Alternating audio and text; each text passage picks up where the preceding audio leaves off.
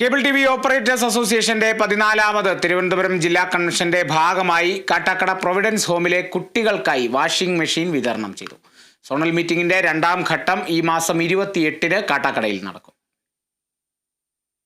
സംസ്ഥാനത്തെ cable T V സേവനരംഗം 35 വർഷം പിന്നിടുകയാണ്. 14ാമത് സംസ്ഥാന കൺവെൻഷൻ വിജയകരമായി പൂർത്തിയാക്കാൻ കഴിഞ്ഞതിന് പിന്നാലെയാണ് സിഒയുടെ 14ാമത് ജില്ലാ കൺവെൻഷൻ തിരുവനന്തപുരം ജില്ലയിൽ സംഘടിപ്പിക്കപ്പെടുന്നത്.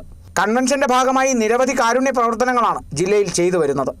ഇതിന്റെ ഭാഗമായാണ് തിരുവനന്തപുരം ജില്ലയിലെ കാട്ടാക്കടയിലുള്ള പ്രൊവിഡൻസ് ഹോം ഓർഫനേജിലെ കുരുന്നുകൾക്കായി വാഷിംഗ് മെഷീൻ വിതരണം ചെയ്യാൻ തീരുമാനിച്ചത്.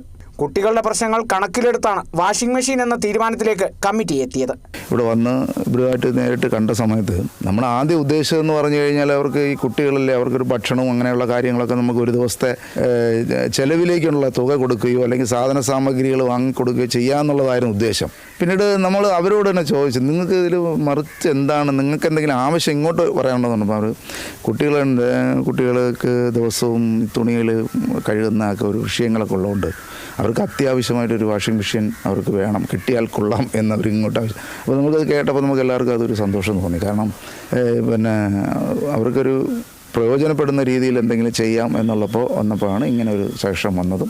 ജില്ലാ കൺവെൻഷന്റെ ഭാഗമായുള്ള സോണൽ മീറ്റിംഗിന്റെ രണ്ടാം ഘട്ടം ഈ മാസം 28-നാണ് കാട്ടാക്കടയിൽ നടക്കുന്നത്. ആദ്യഘട്ടം കിളിമാനൂർ കാരേറ്റിൽ സംഘടിപ്പിച്ചിരുന്നു.